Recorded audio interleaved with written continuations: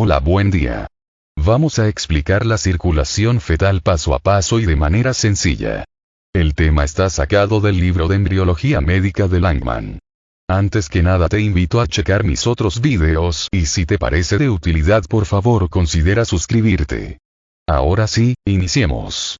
Bueno, empecemos con esta diapositiva donde se muestran dos tipos de circulaciones.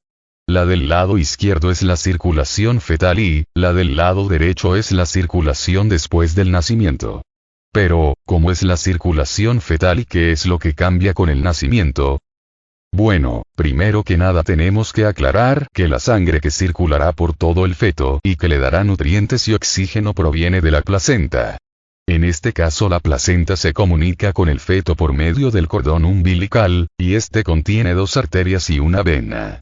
Es por esta vena que el feto recibe la sangre de la madre, las dos arterias las usa el feto para devolver la sangre a la madre. Es decir, la vena recibe sangre rica en oxígeno y las arterias regresan sangre poco oxigenada. La sangre de la placenta está saturada de oxígeno en un 80%.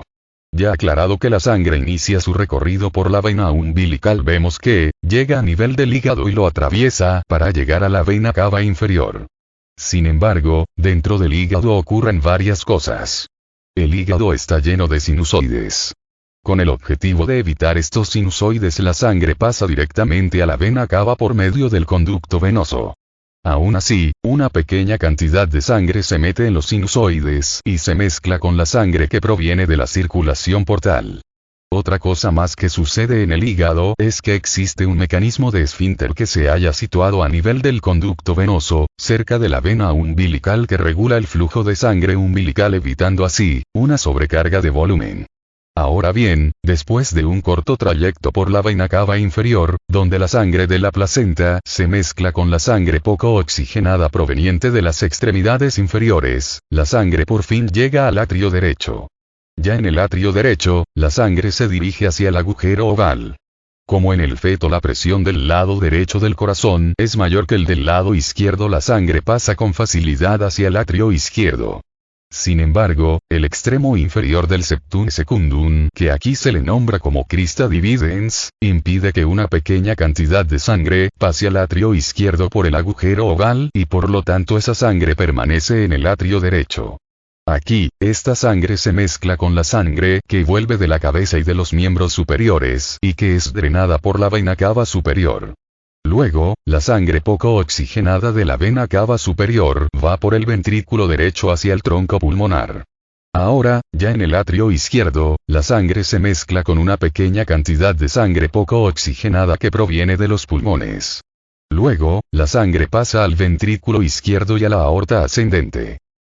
Las primeras ramas de la aorta ascendente, las arterias coronarias y las arterias carótidas, llevan la sangre más oxigenada, para el corazón y para el cerebro, respectivamente.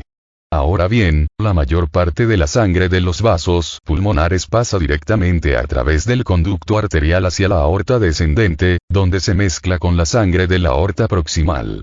Ya en la aorta descendente, vemos que hace su recorrido y que la sangre termina fluyendo hacia la placenta a través de las dos arterias umbilicales.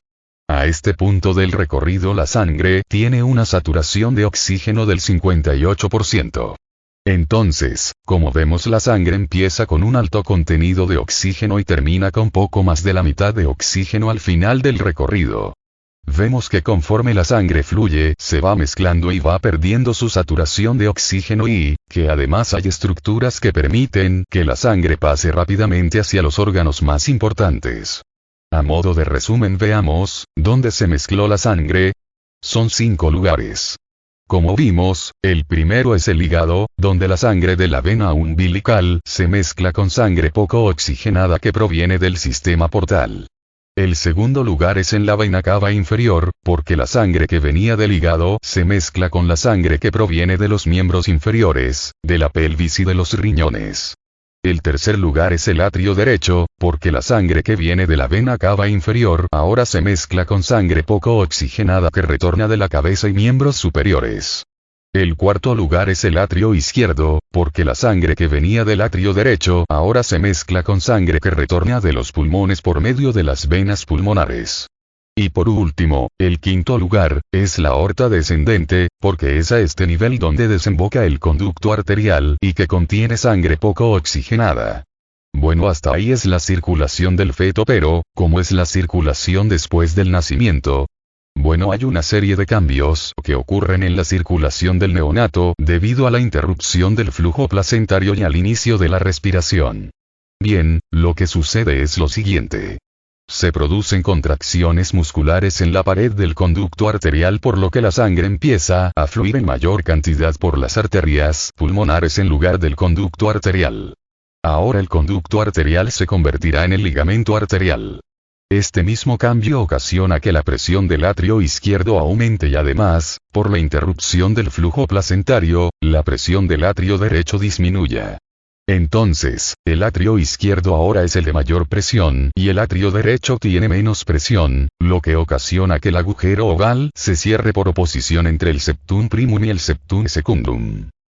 Pero eso no es lo único que cambia al nacimiento, también, como se interrumpió el flujo placentario, las arterias umbilicales y la vena umbilical ya no son necesarias, por lo que, la vena umbilical, principal fuente de sangre rica en oxígeno durante la vida fetal, sufre contracción de la musculatura lisa de sus paredes y termina cerrándose, dando lugar al ligamento redondo del hígado. Asimismo, las arterias umbilicales en sus segmentos distales pasan a convertirse en los ligamentos umbilicales medios por el mismo mecanismo de contractura de la musculatura de sus paredes y, los segmentos proximales pasan a convertirse en las arterias vesicales superiores. Dentro del hígado, el conducto venoso, que hacía que la sangre de la vena umbilical fluyera directamente hacia la vena cava inferior, ahora se transforma en el ligamento venoso.